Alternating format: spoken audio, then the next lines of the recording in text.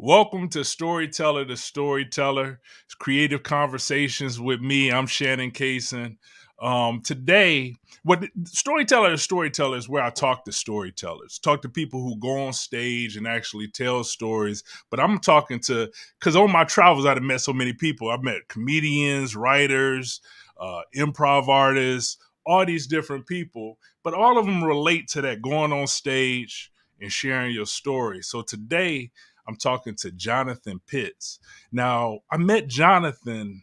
I don't remember exactly where I met him. Jonathan's one of these guys where he kind of calls on you in some way, So I think Jonathan noticed me, or I don't know how it happened, but I got called on, and then I know I did a show with him, and then he did another festival called the Chicago Podcast Festival, which we probably get into in the conversation, and he invited me to that. So I'm gonna bring Jonathan on. We're gonna have a talk about storytelling and wherever we go. So let's see. Hello, everybody. Hi, Shannon. Nice to see you. What's I up? first became aware of you because the artistic director of the first season of the Chicago Podcast Festival said, we have to have Shannon Cason. Yeah, So but we, I think we did something before that. I could be, when I first met you, you looked familiar, but I couldn't place it. But I know that Tyler Green was like a fan of yours, and he was the artistic director the first year of the Chicago Podcast Festival. So I knew that for sure. But when we met, I'm like, I have talked to this guy sometime, somewhere before, but I couldn't fully remember it. And then the third time that we ran into each other was when we were both doing the podcast Risk. And you were like one of the, either the first or second person up. Yeah, we did do Risk together too. Yeah, because I remember, and I might be mistaken, but I remember you did another show, and when you had did, it was like a show on the north side. I think it was like downstairs in some way, and it was like a variety show of comedy, storytellers, Yeah, that improv, sounds about right. all this Yeah. thing, I and probably don't remember the name of it. no, I I don't remember particularly, either, but I remember you whispered to me and you said, "This guy's really good." And it was oh yeah. I remember Alex that moment. Bronson was in the Right, show. And I right. was like, and I loved his comedy and I still do. You get what I'm saying? So I Yeah, remember that. And then from there, I saw you at other places and I everything remember else. that moment when you say that. Now I was like, I couldn't tell you what the name of that event was or where it was, but I do remember having that moment with you. Yeah. So when I think of you, okay, I think of event producer because I know you from all these events that we do. I know you worked in improv. I haven't seen you as an improv artist, but I know you're a notable improv artist. World traveler. When I check you on Instagram or any of the social media, I see you all over the world, like different places, and sometimes I'm like, wow, he's teaching all these places and just going all these places and doing what he does. But also, I think of you as, in a sense, in what we're talking about right now, a curator, where I would say it's certain people who see you, like who just, that's what I was saying earlier, like who would just notice and they didn't seen so much talent that they can whisper in my ear and say, "Oh, check out this Josh Johnson guy," or check out, or when you called on, you kind of feel an esteem because you know they didn't work with so many different people that you're Yeah, like, okay, they see something in me, right. Yeah, So absolutely. I think of you in that sense, but go a little further than me, a little deeper. Like, tell me a little bit more about your background and a little bit more about your work. Well, in high school, I was a writer. So when I first got involved with theater, it was more from the idea of writing. And then I was also a photographer in high school, and I took photographs for the school paper and the yearbook. But I realized I didn't want to be a photographer because I was trying to tell stories with the photo. Now, the great thing about having learned about photography is when I direct theater, I have a strong visual sense and a strong sense of balance and composition that comes from having been a photographer. Um, I started doing improv, and then once I started doing improv, it was all I did for like the first 10 years. And I ended up even moving out to New Mexico. I lived in Albuquerque for 3 years, This was prior to Breaking Bad, so nobody even knew where Albuquerque was. Yeah, We yeah. created a new. My ex-wife lived in Albuquerque for a long time. I went out there. I spent some time out there. Yeah, yeah. But that's after Breaking Bad, so everything Breaking Bad out there right now. Yeah, yeah, it is. It totally is because Albuquerque finally got like a name Yeah, recognition or a blue brand. candy everywhere. And while I was out there, we had our first show doing improv and sketch 6 months to the day that I moved out there. And we did over 250 shows in 2.5 years. And then I moved back to Chicago and I was doing more studying because before I left Chicago, I studied with everybody that I could. And then I came back and studied with some more people. And then after a while, left doing improvisation. Um, and then I moved over into scripted theater. And Okay. then I worked in scripted theater, and then also a lot of that scripted theater is more like original theater or devised theater. So I did that for a while, and then after a period of 10 years doing that, like I did 10 years of just improv, then 10 years of theater, and Okay. then when I came back, I wanted to combine both. Now Okay. along the way, I first started learning how to be a theater producer or a event producer because in 1990 I was a production intern for the International Theater Festival of Chicago, and I Yeah. was a production intern and I learned a lot about from there. And then a couple of years later, I was invited to be the theater and performance art curator of the Around the Coyote, which was an arts festival in Wicker Park. And it was a multidisciplinary arts festival. And so I was the theater and performance curator there for 7 years. And then along the way, I started branching out to other festivals. I ran a couple of festivals in Michigan, Yeah. uh, like Three Oaks, Michigan. So there. So, and then I also uh, The was. Acorn Theater. I know the Acorn Theater. I used to That's go right. out That's where I did it. Was there. working with David Fink and Kim Clark in the David, that's Acorn my Theater. man. That's my man. Yeah, Yeah, yeah, yep, yeah. yep.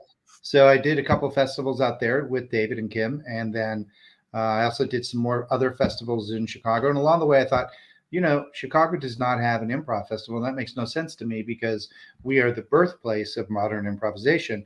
So I had the idea of putting together the Chicago Improv Festival.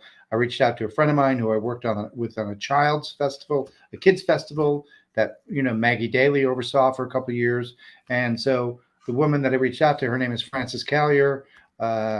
She's a very talented Black woman from the Austin neighborhood of Chicago.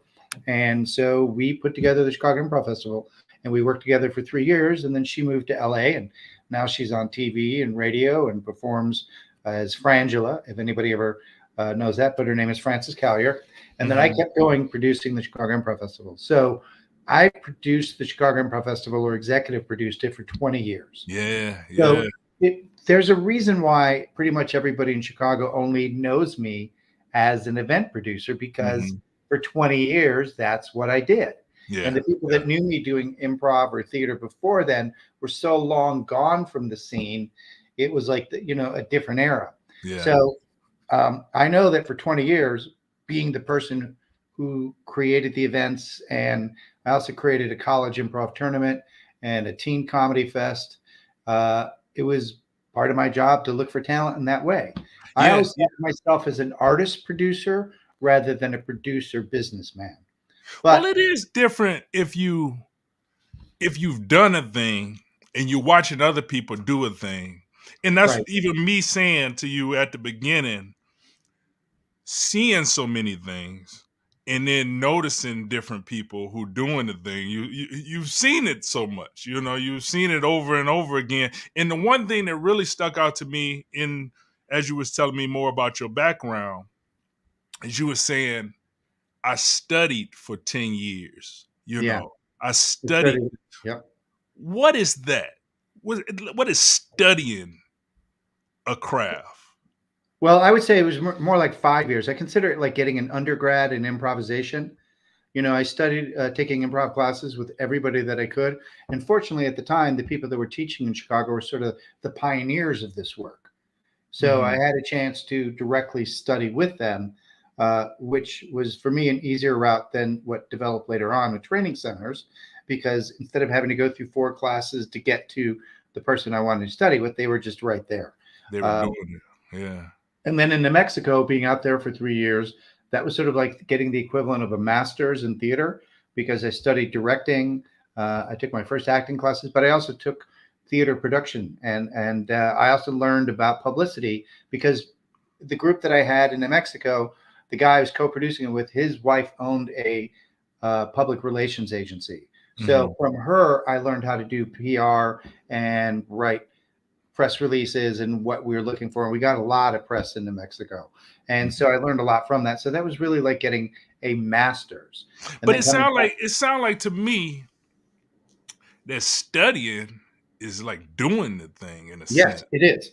Especially, it absolutely is. It's more like, like learning a craft, similar to like if you were learning to be a woodworker or a somebody who does stuff with leather and makes things from leather, or somebody who makes an iron. You spend this period of time sort of as a, I mean, now we call, like, there's the artistic Apprentice term, or yeah. but yeah, and the craft, to me, it's more like you learn from a master, and then you become a beginner, and then later on you become a journeyman, and then if you get good enough or in there long enough, you may reach a master status. Now, I know that that word has a very different definition now in America, where how we're looking at it as a word master because of its connotations within the slavery system of America.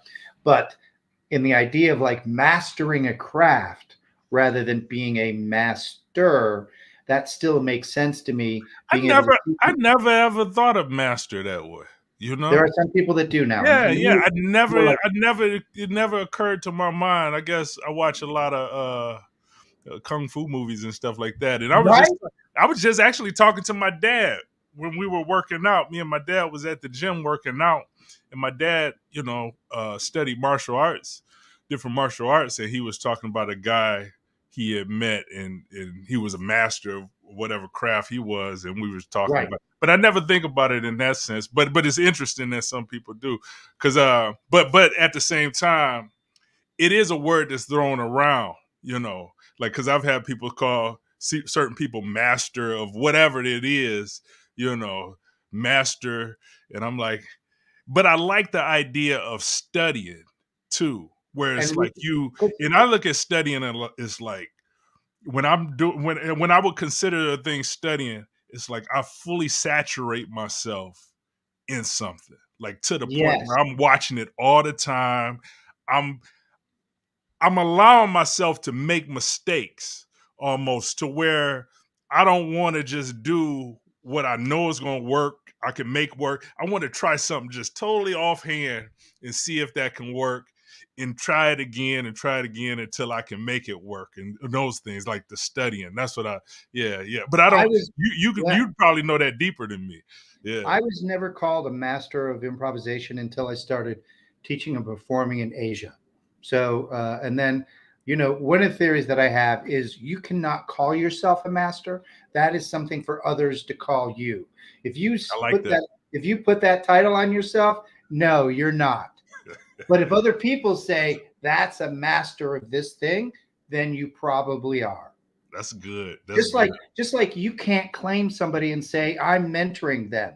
They can claim you and say, "Will you mentor me?" Yeah. But you can't claim them. And the other thing is, having taught and performed around the world, one of the things that I learned over there is the difference between sort of someone like who's a master and someone who's like a guru.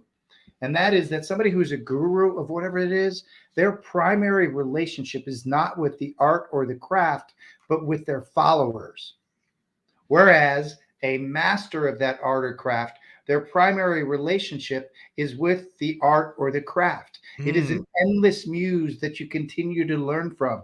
I've been doing improv since I was 20, and I am still learning. And not still learning because I'm stupid and don't know, but there's always other things to learn. Part of what I love as an idea is that Vincent van Gogh, in the final year of his life, was actually drawing Japanese style paintings.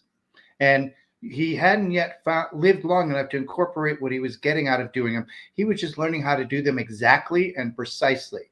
And they look like Japanese water paintings. Had he lived long enough, who knows how that might have fused with Yeah. his other things. And the Yeah. fact that here he was, a master painter looking to Japan for how to create another way of painting. And Now, that kind of, you mentioned martial arts. It's kind of like Bruce Lee, who learned and mastered so many different martial arts and then put them together underneath his own philosophy and his own way of doing it. So to me,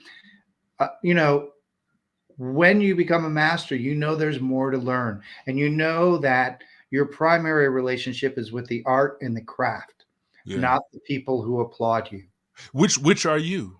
Which are you? And not so much calling yourself either one, but are you attached to the craft or the people? Because I see you do a The lot with craft, the the people, art, the the art. art and craft, absolutely. Yeah. That's like the muse for me, Hmm.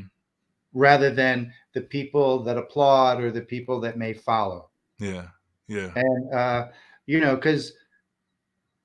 because also, if you're a guru, the relationship is like this, just one way going downhill.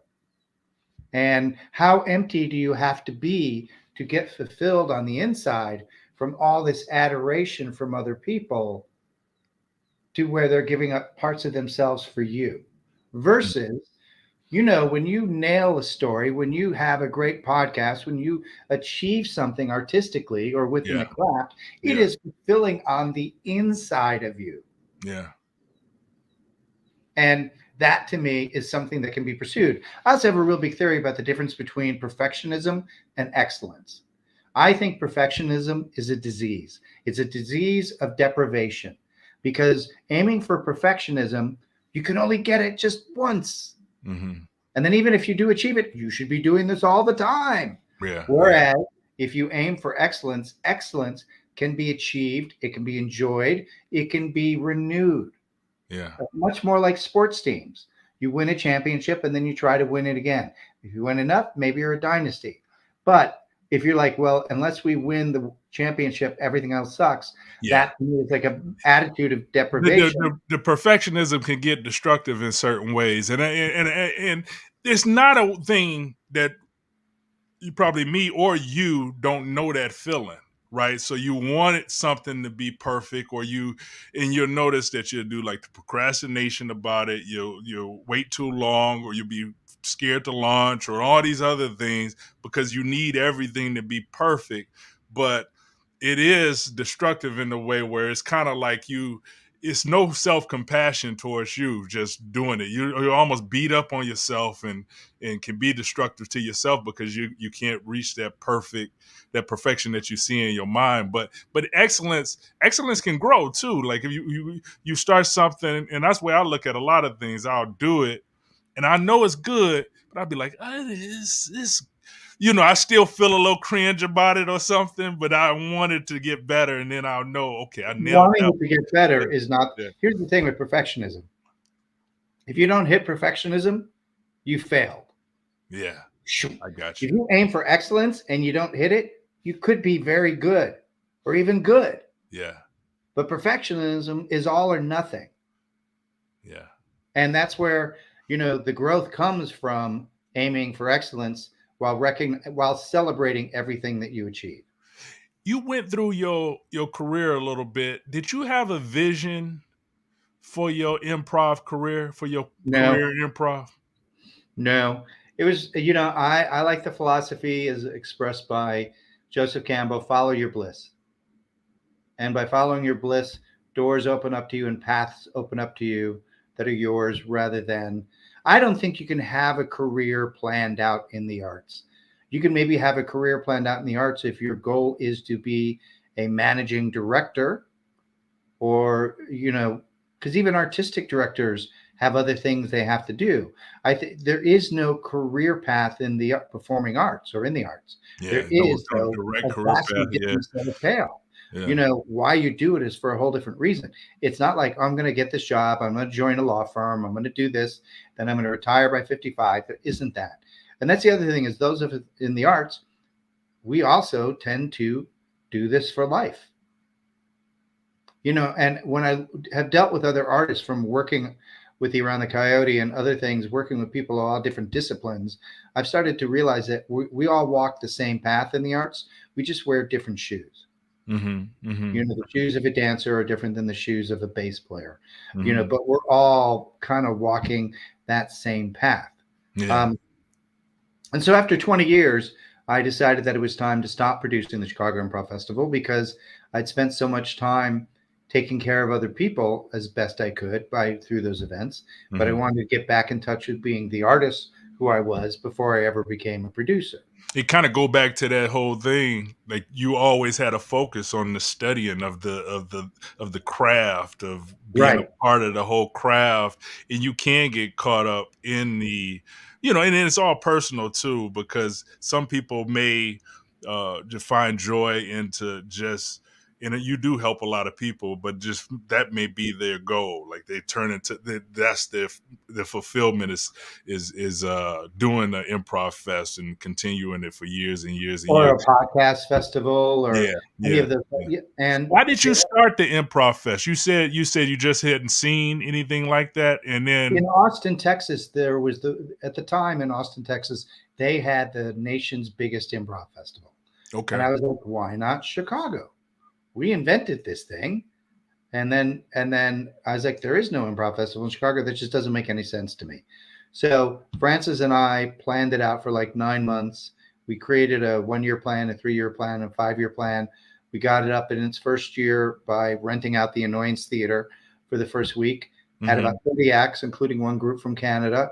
And the fact that there was finally a festival in Chicago, that was the deal. And then it was successful enough that we're like, okay, we'll bring it back the next year. And then it just kept going and growing from there on.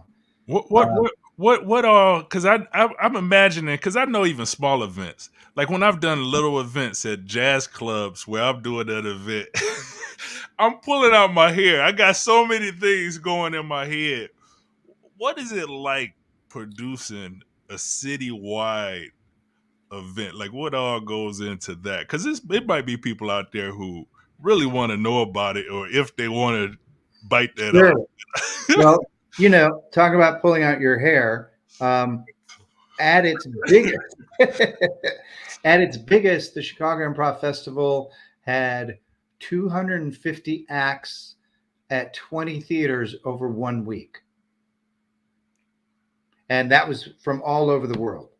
1 week. So, yeah, 250 acts performing over 1 week in 20 different theaters and over the world. My friends noticed, and my therapist at the time noticed, that I would have an anxiety attack 2 months before, 2 weeks before, and 2 days before. I'm sure. Yeah. So, it's also when I learned from the therapist the concept of appropriate anxiety. Like some anxiety makes a lot of sense. When you realize you've just invested $150,000 into this festival and you're hoping you're going to be able to make it back, that produces some anxiety. Yeah. Is this going to be the year that people don't show up? Yeah. Yeah. And, a festival belongs to you, or an event belongs to you in the planning stage. But once the people show up, it becomes theirs. And you hmm have to let it go and be more like a Sherpa guide leading them rather than defining them. Yeah. Okay. And also, for whatever it's worth, I never performed at the Chicago Improv Festival because I never wanted to be on stage if something went wrong somewhere else and not be able to get to wherever that thing went bad as fast as possible. Yeah. You Yeah. know, Now you did the Chicago podcast festival too. And yep. I And could tell I the way didn't do you any did that, on the mic. Nope. but I could Because, tell the way you did that, it was huge. I right. didn't know it was in so many different venues Venue. Yeah. all over the city. Some of the biggest podcasts in the nation coming in and doing their show. That was so when I hadn't been to the Improv Fest, but in my mind, me knowing that that's your number one thing, I could imagine the scale that the Improv Fest was at, especially with your relationships in improv and everything else. So And that's why we're able to make that first year festival of the podcast feel like a third or fifth year festival it because of did. all the things we were already used to doing, me and the staff of the people that worked with me. Yeah. Um, and then after that, having spent 20 years doing stuff like that and being proud of it, but I felt like I was done. I like carried that burden for 20 years. I did my service. I did my tour. It's like being 20 years in the post office or 20 years in the police department or 20 years in the army. Did my time. I gave what I gave and I was ready to go back. And that's when I started teaching and performing improv around the world. But that's also when I started doing a lot of storytelling as well. I want to get into the around the world stuff, but let me ask you this: on the Improv Fest, 20 years of doing it, also the Chicago Podcast Fest. I appreciate you for that, yeah, Thank you. in a big way.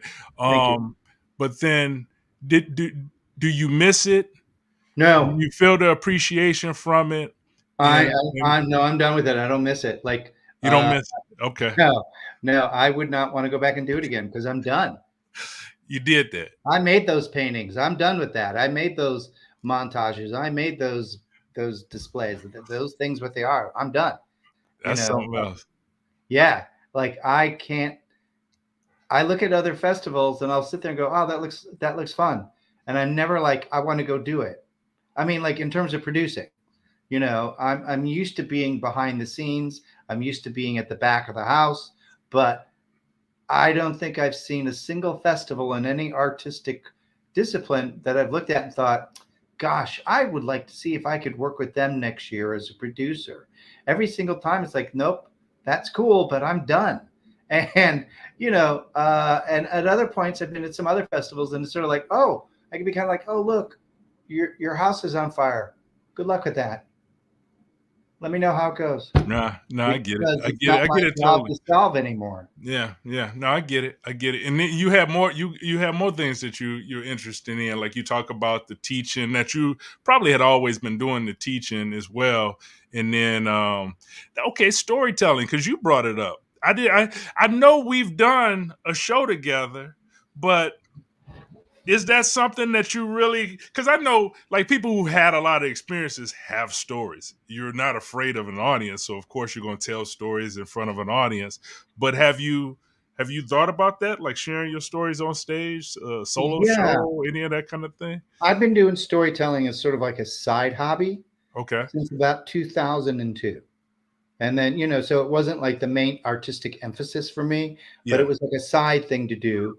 And I've probably told 12 different stories on stage so far. Uh, um, and as I started storytelling, I experimented different ways, and I found a way that works for me.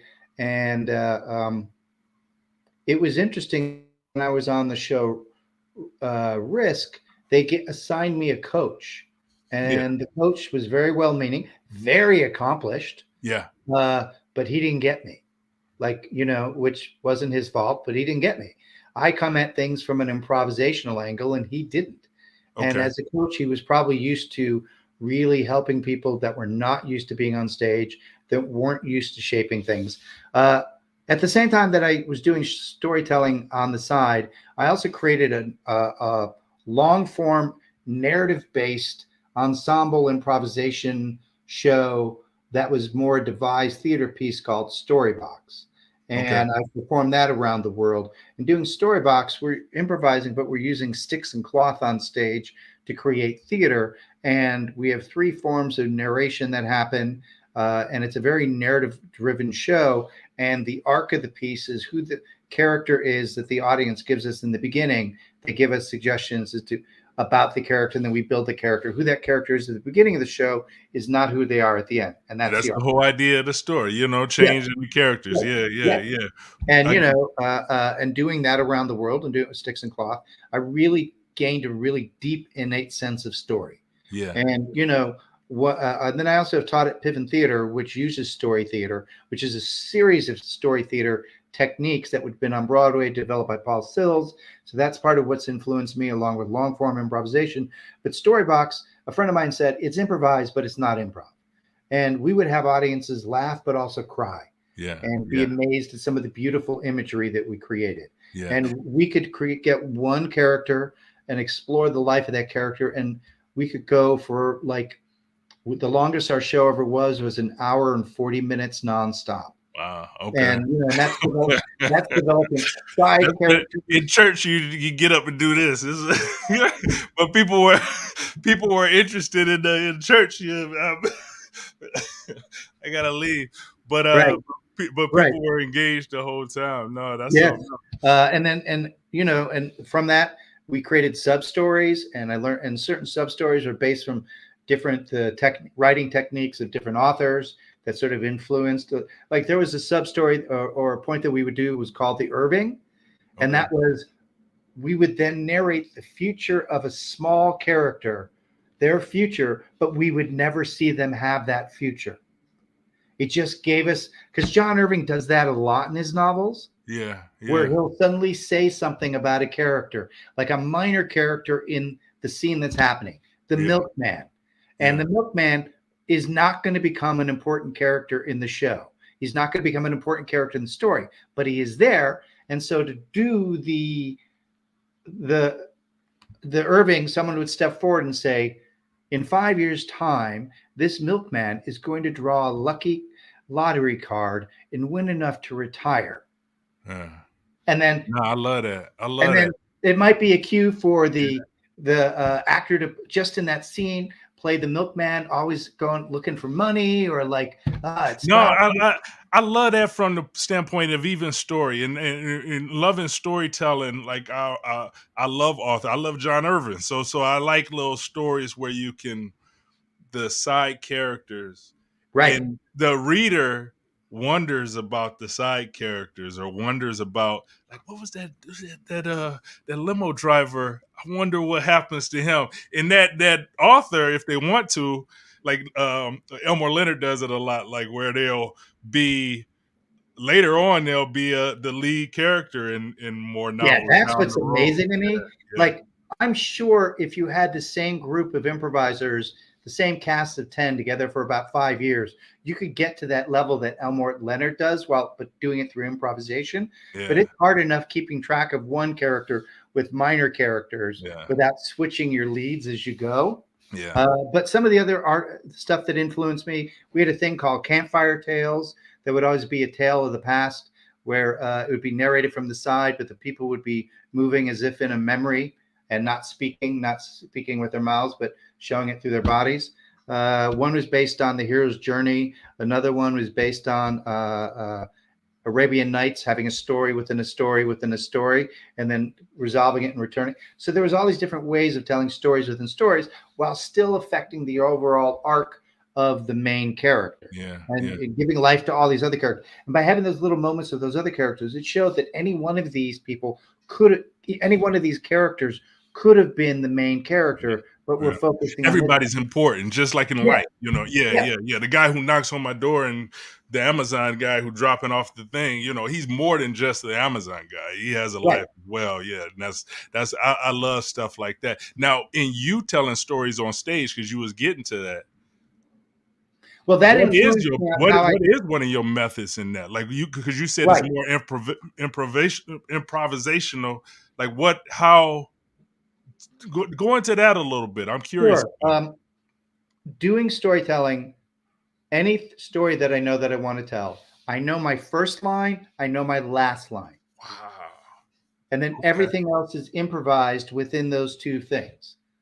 And it changes every time I tell it based on audience's interaction. I know the overall arc of the piece, I know the overall feeling of the piece, Yeah. but the only thing I know for sure is what my first line is, what my last line is, and then I go from there. And one time I tried it to where I knew my first line, I knew my midline, but I didn't know how to end it. And the story started out like gangbusters. It was strong in the middle. And because I didn't know how to end it, it went and just fizzled away. And I So was you like, so, oh, so you that made that proves to adjustment. me I have to know the beginning and the end before I get up there. And then Okay. after that, also, I always break the fourth wall with audiences when I'm storytelling. I never have paper in my hands because I want to connect with the audience. I want to look at them, see them seeing me. I'm too much of an improviser to pretend that the audience isn't there. I like breaking that fourth wall, be like, I see you, you see me. Here we are in this together. Every time I tell stories, the audience talks to me. They'll say stuff or they'll make sounds, you know. And I get that if I was black and in church, that would be common. But when we're talking a lot of predominantly white people, they don't often as much. You'd be shocked by the Pentecostals then. That's right, right. That's right. Yeah, absolutely. So The I'm Southern used Baptists too. right. Well, I'm but what just- they're saying to me, I don't want to talk to them about. So, uh, so I'm used to audiences having visceral reactions to me while I'm telling a story, yeah, and yeah, sometimes even saying things, and not things like "get the fuck off the stage," but yeah, things like because they're caught up in the story. And again, that's because I'm not reading from a piece of paper. I've connected with them. I've opened it. I feel like as a storyteller, I'm a Sherpa guide. Now, go And ahead. I am Explain bringing that. them along on a journey. Yeah, I know the journey of the mountain. Maybe today we'll take a slightly different path because this isn't as good as that. You know, certain things, if they react, I'll add on more to it because I see they're enjoying it. Other things that don't react, I'll move on to the next thing. I'll yeah, have a sense of that. And that's I so the guy from Risk, who was the coach, who again, very accomplished storyteller, very well meaning for me.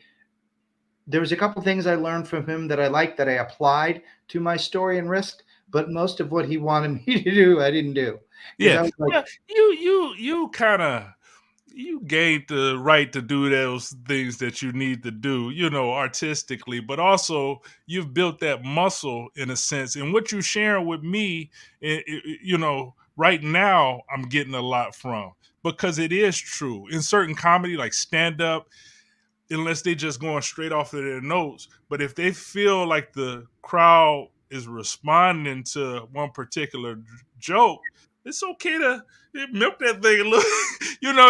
They loving it. So let it go a little longer or bring it back a little, later on. But you also responding to the audience. right. I They feel that become my scene sometimes partner. too. They become Yeah, my yeah, story partner. And again, like a Sherpa guide taking them on a journey. yeah, And you know, one of the things that I learned during Storybox for all those years since we made people laugh and cry is that if we make them laugh early on, we can break their hearts later. yeah. If we try to break their hearts right up front, they will pull back. So instead, we want to make them laugh and make them connect with us as we go. Then later on, if we scare them, if we surprise them or disgust them or break their hearts, they're there because they're already connected with us. But Mhm. if any of those other things in the beginning, people are like, "Whoa, Nelly, I'm not sure about I this." can see that because in improv, just in general, sometimes I mean, I'm sure an expectation is I'm going to laugh. Yes, You know what I'm saying? That's what which I. is That's why when we when did my mind improv laugh. right, But then if you warm me up, if you get my confidence, you can take me anywhere. right, Yeah, and if you're at a place like Second City in one of their theaters, the expectation of laughter is even higher because of the brand name of it, and yeah, so that's why I stopped doing Storybox at Second City and only did it at regular theaters mhm, because then there wasn't, and I got it listed in the theater section. Had a theater critics come evaluate it rather than comedy critics because then it's a different expectation. And mhm. so, like to switch gears, and I'm letting everyone know who's listening. Trigger warning: this is going to be a big switch. The story that I told at Risk talked about my childhood sexual abuse, and so and it's not difficult for me to talk about it because of years of therapy and Mhm. recovery and everything else. But bringing it up in front of an audience, talking about being raped as a child, has a different effect. And when they gave the trigger warning before my piece, which made sense because the audience should be prepared, once Kevin Allison was on stage, he's like, "Hey, we got Jonathan Pitts here. He's from Chicago. He's done all this improv travel around the world." Everyone's like, "Oh, yay!" And by the way, just to let you know, he's going to be dealing with childhood sexual assault. They're like, and then Yeah, when I yeah. heard them get silent, like on a dime like that, I went, "Okay, I hear you. I have to come on stage and let you know I'm okay. I'm okay. Yeah, yeah. So I can't just come up somber Mhm. because that's only going to add to their sense Yeah, of like, yeah, yeah. Be a they don't pin need to drop. see me be really Somebody gonna darling. drop a bottle somewhere. It's a That's bottle right. go That's right. drop on. They don't need to feel like I'm going to fall apart in front of them. Yeah, If I'm taking them on a story, I have to be able to take them there. And yeah. so I got up because that's the way they reacted. I knew immediately when I got on stage, I had to wave at everybody like, "Hi, how are you? Hey, what's going on?" And I 'Cause you waved. understand the audience. Yeah, yeah. Yes, and they relaxed as I did that. And then I took a big breath I pulled the mic off to the side, the mic stand off to the side. People applauded me because it was the first time the mic moved. And then I pulled the mic out, took a breath, and then I began. And then everyone was with me, so that then I could navigate the stories. And parts of the story is funny. And there were things that were funny that I didn't know they were going to find funny. I was Mm-hmm. talking about the clothes that I wore in the 70s and that as a kid, and that got a lot of laughs. So I went further with that Yeah, definition yeah. because Nostalgia. People love it in stories. Yeah, right, because I'm like, okay, I'm going to feed you more candy now because I know what I got coming yeah. is going, is going to make you go oof and going to make you cry. So I'm going to give you more happiness now. And then, you know, yeah. But So that even like sometimes, and I know it's a serious story, but I'm talking about the craft, right? So right, yeah, sometimes right, the yep, craft of them laughing, loosening up, and knowing I'm about to hit them with a bomb, you almost like, I like this because I got them right where that's right. I got them right in that position, and then boom. My However friend, you decide to do it, because sometimes it's like boom, sometimes it's like a little drift into, you can do like drift it down into and that, each audience or is it's a different. lot of ways, and I Yeah, like that whole experiment with how I'm gonna shift them as well. right. Yeah, yeah, And my friends were in the balcony and they've done storybox with me. And after I was done with my story, they're like, we saw 5 or 6 ways you were doing storybox up there. And I'm like, I knew you would, because they knew exactly what I was doing underneath the story because of the way we do storybox together. So they saw that. And for yeah, me, each time I was going to switch to a different emotional tone, I would stop and get still for a second. Not because I needed to compose myself, yeah. because if I wasn't okay with telling the story, I wouldn't have told it on stage. But because I needed them to be composed, I needed them to To be be ready rough, for the yeah. turn that's going to happen and then the turn back. I didn't want to just rush and leave it through. I was like, in order to get them the full experience of this story, I'm taking them little breaks. And if you listen to it on the tape, you can hear me breathing Yeah. because the mic was so sensitive. So those breaths in between, listening to it, makes it sound like it was more of an intense experience for me telling the story than it was. No, I I mean, love this. I love this because it goes, you breaking it down in some ways. And I think that if people even go back and look up Risk and look up Jonathan Pitts on Risk, you find the story, and you can even listen to this and listen to the story and see some of the elements that he's talking about, because I like that kind of thing where we break down the stories that we tell, but that's a specific story. So I love that. I love that. I appreciate you sharing that. Yeah. Yeah. and the guy who was the coach said, "We really need all the stories to be about 10 minutes long." And my brain is like, "Fuck you! No, I'm getting up on stage. I'm telling this story publicly for the first time. I am not going to be hampered in by this time for my story ran 25 minutes." Oh wow. Okay. And afterwards, Kevin Allison hugged me and said, "Thank you for the beautiful story." It took him a long time to figure out which story to put it on. It's on a theme called redemption. And that's because my story was so long. And then they had another redemption story, a woman who had a redemption story, Yeah. and she had a longer piece. So that became, instead A, of a having like total 3 or 4 episode. Yeah. stories. Yeah. Yeah. And for me, I was like, who knows if this is ever going to get on the air through Risk? But I have this moment right now, here and now, me and the 100 people in this Yeah. room. This is live. This is here. This is my moment with them. I'm not concerned. And also, I was the last person in the lineup. So But I I'll say knew this that, too, though. I'll say this. When you earn that, in a sense, you can do it. You get what I'm saying? And yeah, this is your city. You've done things here for all your life. So it's just like certain times I see that happen, and if it's unearned, I'm like I'm like this. So I walk it out. But some people, you're like, you heard the bio, so let the guy finish. And knowing the significance of that story told the first time in front of people as well. But I know you saw that too within you. Like, I've earned this spot to be able right. to do this on this stage and do And this. people laughed, people cried. One of the storytellers said that they have a young son and they are going to change how they talk to him in order to be able to help prepare him so that the kind of thing that happened to me doesn't happen to other people. What was Other your intent in sharing that story? uh, to bear witness to my own life. And knowing that by bearing witness, other people would be able to see themselves. I had people coming up to me afterwards telling me their stories of sexual abuse or assault or childhood. It's especially tougher for guys to be Yeah, able to share this story. yeah, It's happening more, but it's still, there's a lot of things that were against it. And, also for me, I never talked about being raped for 10 or 11 years. And that was a long time of silence. And so to be able to get up, and I talked about it with friends, talked about it in therapy, talked about it with support groups, but to be able to get up and tell that story in public kind of shattered those 10 or 11 years of silence. yeah. No, I'm big on like having an intention when I tell a story because it breaks through that.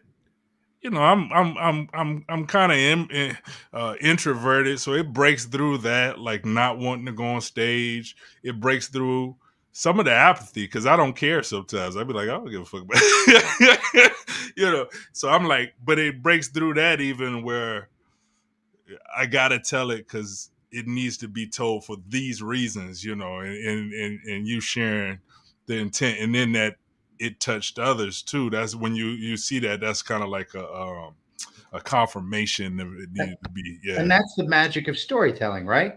yeah, And again, um, while I was having sort of artistic debates with internally with the guy from Risk, and again, he's very talented, very accomplished.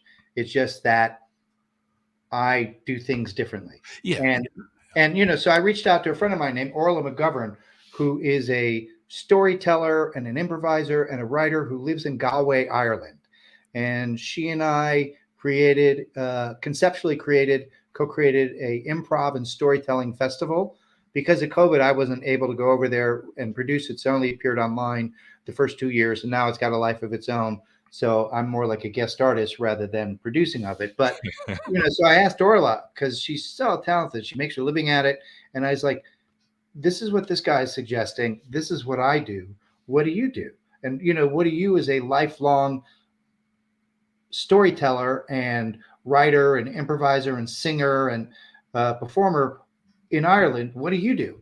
And then it turned out, listening to her, what she told me was my way of telling stories, never telling them the same way twice, is actually how there's a long tradition of storytelling in Ireland that's how the storytellers tell their story. They never repeat the same story twice the same way because then by changing it slightly every single time, it makes the story alive right, yeah, as yeah. opposed to turning into like a reproduction. Yeah, And you can feel that as an audience. You can feel it, like, okay, now is the time to go deep and somber. Now is the time to give you this pregnant pause. Like, I hate a fake pregnant pause. I be right? like, Yes, all I've right, seen. I know, I'm supposed to be feeling something right now.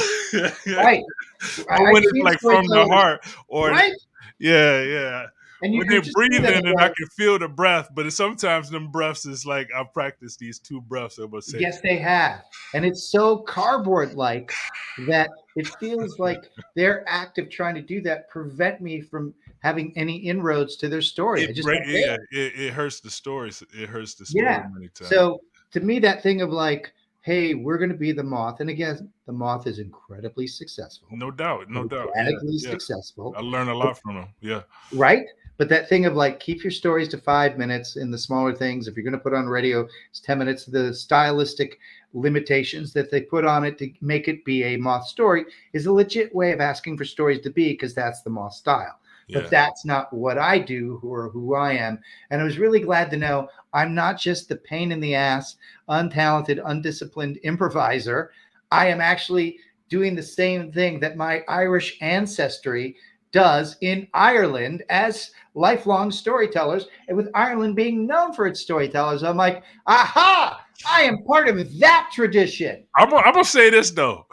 I'm gonna give the risk teacher some props, because anytime you, and I've had to do it, anytime you have, and you've had to do it, I know you've had to do it, anytime you have to teach other professors of something, it's the worst. You like, and they start bringing up names, and you be like, okay, well, I just need you to. It's the worst. It's sometimes I'm just like, because I've had people try to teach me sometimes, and I what I do and how I look at it is I'm gonna learn all these techniques to be able to use them for storytelling. I'm giving it away to everybody. I'm gonna use your technique, and it's gonna help me on some workshops and stuff. I'll be able to help some other storytellers with those things, because it all inspires one another. But at the same time, it's hard to teach a person, because I'm like, nah, that ain't the way to do it. I know how to do it. I'm gonna show you how to do it. And the one other thing, once you behind that mic, I'm empowered behind the mic. That's I mean, right. nobody gonna come up. What you gonna say, man? That's right. Yeah. And also, he was a very nice guy. Yeah, no I doubt, liked him as a person. no doubt. And the things that I did learn from him, I used, and I would say You've used 5 it to before. 10% of the story was directly influenced by the things he was telling me to consider. Yep. So that story became 5 to 10% better because of what he said and his involvement. That's So, how it works. giving my props to him for that. And that's where I learned from him. But I also was able to sit there and go, oh, for future conversations, I can go, I am a storyteller in the tradition of Irish storytelling, You which learned is that that every too. time the story is slightly different. And then it's, the challenge is going to be this upcoming thing that I'm doing. I'm doing a one-man show in the Filet of Solo Festival here in Chicago. Oh, that's And awesome. I have 2 performances, and it's going to be like 60 minutes long. And it's a story that I've been telling as a story since 2002, but the story has just kept growing and growing and growing. So it's become longer and longer and more and more. This is the first time that I'm going to be doing it as a theater production and not just as a story in a storytelling event. And it is called My Dad, His Chimp, and a Serial Killer. And it's based on a real life story. That there's also a feature film coming out on January 5th. I'm the narrator of that movie, and that movie goes around the United States January 5th. And then on the 13th and 14th, I'm performing as a one-man show. And the challenge is, now that I'm working with a stage manager and lights and sound and projections, how do I remain, I can't just be all loosey goosey as I have been with the story. Yeah. I have to have certain things in place in order for the other people to do their cues that they're trying to do to help me. So, you know that life as well. You know the theater world as well. right. You But work that's in the theater challenge world. with this one is like, oh, how I could just get up there in a story. If like, I even I was a guest artist in Bangalore, India at a storytelling event where I was the headlining artist. And I told this story and I just got up and talked for 45 minutes and I was able to tell it like that. I mean, just the act of storytelling I can do. When you have lights and sound that changes, like even with my story at risk, I went in ahead of time and worked with the sound design, the soundboard operator and the lighting operator to understand where the lights were, how far I could go somewhere before I went off stage, what parts of the theater felt stronger than the others. I love that. I love that. What's the movement that I could do without fucking with the recording? And so I practiced all that. And there's even something that I did where I got down on my knees. I practiced that enough so that I could see how to do it and not just get down on my knees, but get up off my knees without it being awkward and without it really fucking with the sound. So I'm hearing you in that. You get what I'm saying? Because you want it to be that goes back to that excellence. You want an excellent to do it in the best way you can possibly do it, and to check on the sound, to check the mic, to check the lights, to make sure that the sound and how the setup of the room can speak to how you, if it's improv or if it's where to go. I love that. I know how the room works. Think about that. Yeah. Yeah. Yeah. No, that's great. Every room has its own feng shui.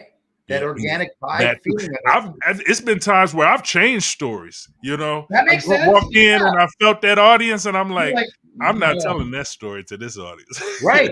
Exactly. Yeah. So even with this show, there's so much that isn't memorized, but the arc of the piece is memorized. Mm-hmm. And again, I know my first line and I know my last line of this Wow. 60-minute piece, and I know they are. The first line is, in the spring of 1964, my dad and his chimpanzee Spanky were skating as stars in ice capades. That's the opening line. The closing line is, everyone loves a monkey.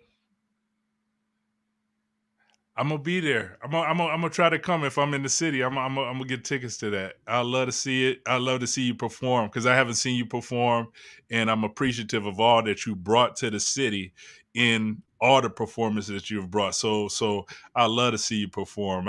Filet Solo's right down the street for me, so that's gonna be a great time. I'm And gonna these do are something. matinee shows too. So if Yeah, it doesn't mean people have to give up their evenings either with their family or with their friends. And it's yeah, going to be different each time because the audience is going to be different each time. yeah, yeah. Because I break fourth wall. I'm talking directly to them about this real life incident involving my dad, his chimpanzee, and a serial killer named Larry Raines.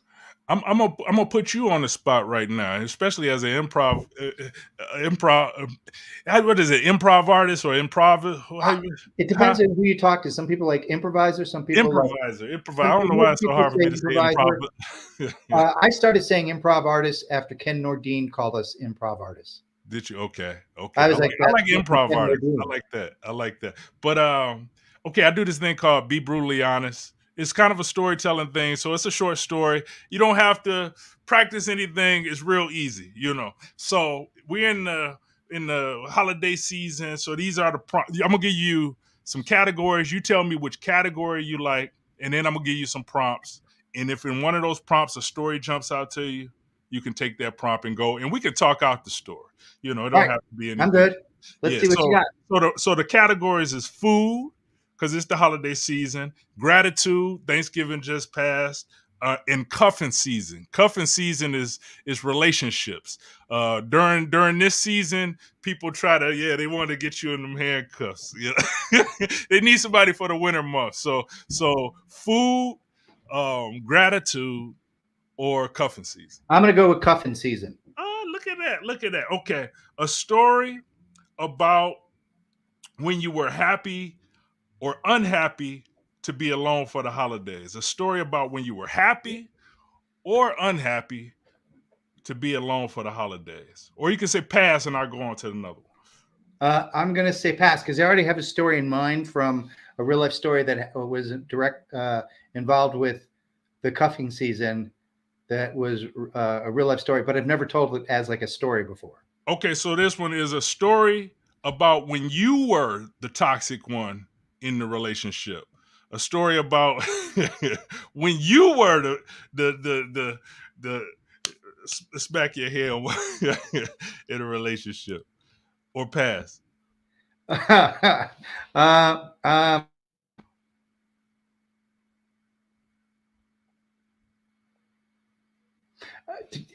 that makes me think of a different story, but it wasn't so much toxicity on my part as Or just it can inspire something else. You don't have to like the theme is loose. So even if all it right. inspires So I something got. else, you can go with that. You want an improvised story or a real life story? What are we doing here? Real life story, yeah, Great. from your life, yeah, yeah. We could talk it out, So, yeah. all right. So when I lived in Albuquerque, New Mexico, for 2.5 years, I dated a lesbian.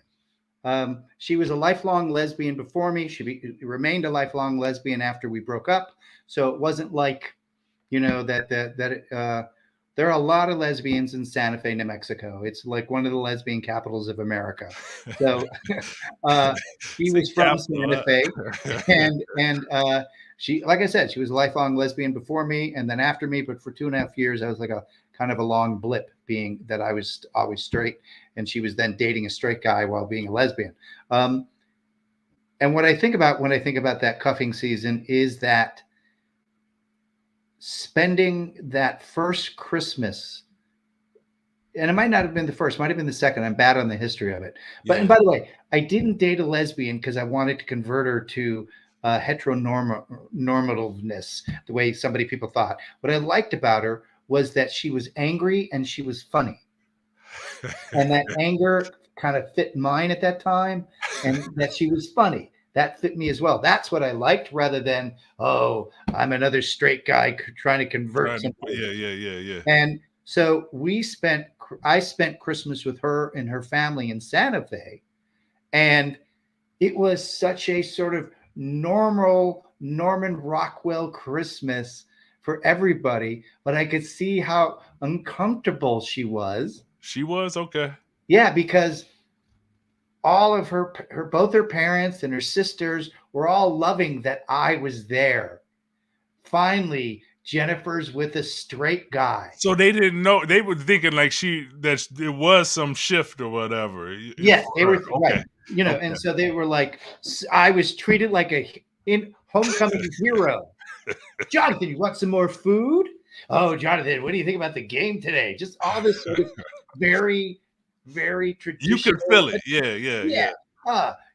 Here's your present. It's a sweater we bought you. And and I could just see the longer it got, the longer the night went, the harder it was for Jennifer. Because normally she would either just be the lesbian at her family's wedding without anybody, or she'd be there with her girlfriend. And so it felt like the cuffing season in that way, but it was more like her parents and her family were trying to cuff us. We're cuffing y'all, but y'all were together. But at the same time, it was just that type of relationship where she was a lesbian, you, I don't know, straight or whatever. Yeah, but straight. Yeah. So yeah, sometimes life go ways you don't even expect it. Yeah, you just and I like the fact that she didn't have to. Sometimes even that's fun, like not having to tell people what it is. Just I'm living my life. I don't have to really explain it to anybody else. and we had sort of like an open relationship, that in the sense of that we were dating each other for as long as we wanted to. And at one point we really were very much in love. That happened. And I'm sure that anybody who's now like, not necessarily bisexual, I forget some of the terminology, but the people that are ambisexual, that fall in love with the person rather than the gender, they're like, well, duh, if they're listening to the story. But, back in 1985 through 88, it was very different. Yeah. AIDS hadn't even hit yet. So, I enjoyed the Christmas until I realized how much it was not enjoyable for her. Yeah. But at the same time, we still went to bed together in her place. And I don't know how many times, if she brought girlfriends home, if her parents would have let that happen. Instead, it was practically almost like, sire, would you like to go to the royal bedroom? That's funny. And, take care of our maiden daughter. We're just sort of like, thanks, mister. And then we talked about it a little bit in the bedroom, and then went back to Albuquerque. And then I don't think I saw her for like 3 days. So I think she was like off doing other things, being like getting back. We eventually broke up because we both wanted the same thing, which is to see other women. That's a good one. That's a good one right there. No, man, you improved a good one there, and that's an original. I like that. I've never told that story as a story in that way before. I've told it to a couple of friends, but never about that Christmas stuff. No, never. That totally is the first time I've ever told it or said it or thought about it. Totally original. So what else? What else do you have going on? We know the Filet Solo show is coming up. What's the name of it again? The name of it again is My Dad, His Chimp, and His Serial Killer. And then anything else going on? Any confusion about what the show is about? It's about my dad, his chimp, and a serial killer. Yeah. I'll be there. I'm gonna find out. I'll just like nail it with the name, and then if you're interested in that, you'll go. And if you're like, I don't want to hear about a serial killer, you won't go. Serial killers are the thing now. True crime podcasts and everything else is the serial killer. You put a serial killer on it, it'll sell. What anything else going on? I know you're traveling. Where are you traveling to next? I know you are all over teaching improv and teaching techniques everywhere. Anywhere you going next? Because the movie coming out, and the movie is called He Went That Way. Zachary Quinto plays the character loosely based on my dad. Jacob Elordi of Euphoria and all the stuff that he's on right now that thrills everybody under the age of 30. Oh, yeah, I saw this on your page. Yeah, I love this. He plays the serial killer, and it's a very different story than the one I tell. The one I tell is more like a documentary, and the one they tell is they take the incident of it and go off on their own story. But that it's a really good movie, and it comes out January 5th across America, and then later it's going to be released around the world. So I decided with this movie coming out, and with at the same time Stick that around. I'm performing on stage, I'm just kind of staying with this for right now. I got For you. to like maybe the next paid gig that I have is the last week of March. So I'm trying to give myself January and February just to see what shakes See out of what this, happens. Yeah, if no. anything, whether or not it's just an interesting side trip Be or if around. it leads Yeah, to other things. yeah. But the next thing I have to do that I'm contracted for is the last weekend of March. I'm going to be teaching and performing at the Carnegie Mellon University in the Pittsburgh area. And then in April, I'm going to go to Ireland and performing Kildare and Galway, an improvised show, devised theater piece that I do called The Oracle. And then also in April or May, I'm going to Taipei, Taiwan to teach and perform with this improv group out there called Guts that are all Taiwanese natives, and they're just so friggin' talented. I love And and I'll be working with them. That's what I have scheduled for right now. And then, of course, whatever happens after that happens as things progress. But for right it. now, No, between my show and the movie, I feel like I should just sort of stay here with this until the story plays itself out. yeah. No, no doubt, no doubt. See, I appreciate you. I appreciate you for this time. We was talking about getting together, having some coffee, doing this same conversation in some ways, but at the same time, I love what you shared about the improvisation and story as well. And I feel that on stage, and it kind of confirms some things for me as well. So I appreciate you talking with me. I Well, appreciate I appreciate talking with you, Shannon. You're a it. very talented storyteller, and you have a really unique point of view and a great presence on stage. And for an introvert, you're very open and available. Yeah. I will go take a nap after this. I mean, go to bed and and rest up after this. But no, talking to you is fun. We friends. So thank you for watching Storyteller the Storyteller. Like and subscribe. If you like this storytelling thing, I'm gonna keep these coming. And I know some top names too. So Jonathan Pitts, give it up. Go watch his Risk as well. But don't stand on the sidelines. Be a part of it. Make sure you like and subscribe, and stay on for a second, Jonathan, so I can get something from you real quick. But thank you. You bet. Thank you. Yep. I'm still figuring out. Mm, mm, mm. Now that's homemade.